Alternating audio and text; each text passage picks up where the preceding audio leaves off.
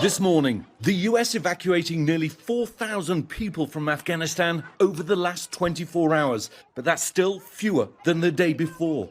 The U.S. military airlifted nearly 6,000 evacuees in a single day. 6 U.S. military C-17s and 32 charters departed Kabul. Now the US administration insisting evacuation measures are ramping up. President Biden telling ABC News there was anywhere between 10,000 and 15,000 US citizens still in Afghanistan, with 2,500 Americans among the 17,000 evacuated from Kabul. This as the chaos and confusion outside Hamid Karzai Airport enters its 7th day. And this is how bad things have got. The UK Ministry of Defence confirming to ABC News 7 Afghan civilians died in the crush Saturday right outside the airport gate. Devastating video showing bodies covered by white tarps. British soldiers trying to keep people hydrated in the blistering heat. Stay there! Stay there!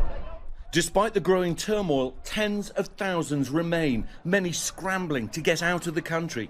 The US Embassy now advising US citizens still here to avoid the airport altogether and seek shelter unless they have, quote, individual instructions from a US government representative. The debacle unfolding over a week after the Taliban took hold of the capital, Kabul.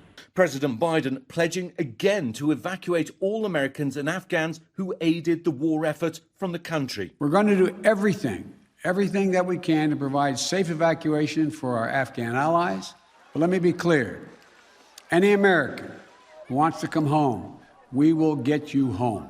As first reported by the Wall Street Journal, US Transportation Command issuing a warning order to US airlines Friday night to prepare to evacuate Afghan refugees from Afghanistan. And on a US military plane, this Afghan woman going into labor mid-flight while fleeing the country. The baby delivered after landing, both now in a medical facility and in good condition. While some people on the flights leaving the chaos behind, for those left in Kabul, the fear of the Taliban driving them to try to get out. Now, military vets stepping in to help. Lieutenant Colonel Scott Mann is part of Task Force Pineapple, a group of veterans using their connections on the ground to try to help get allies to safety. You know, I'm sitting here right now because of some actions that some Afghan friends of mine took years ago on my behalf, and I'm still here as a result of it. And now it's our turn. We spoke to one Afghan woman residing in the US for college. Out of concern for her safety, she's asked to remain anonymous. Her father, a human rights activist, along with the rest of her family, still stuck in Kabul. I'm trying to have faith and hope that they're going to get out of the country. That is the only way I can survive this. Well, this morning, the British Defence Minister writing that if the US wants to extend the August the 31st deadline, he will certainly support it, basically indicating there's very little time to try and get people out. And I have to say, at the current rate of getting people through to the airport and out of the country, it seems impossible that they can meet that deadline. Eva? And so many people waiting. Ian Panel for us there in Kabul. And the chaos at the Kabul airport is only adding to the pressure on President Biden, who's promised to have the U.S. withdrawal done by the end of the month. Let's get the latest from the White House and ABC's Mary Alice Parks. Good morning to you, Mary Alice.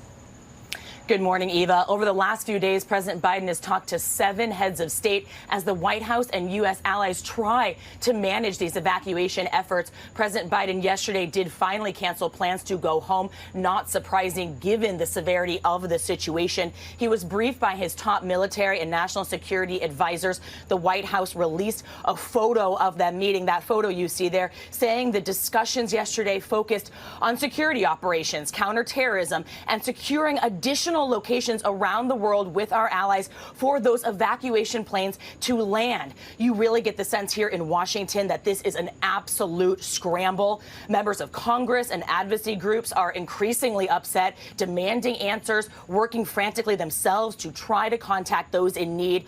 we're hearing these anecdotal stories of some people who have been safely inside the airport in Kabul, but still waiting days for flights without basic provisions, or at least basic provisions starting to run thin.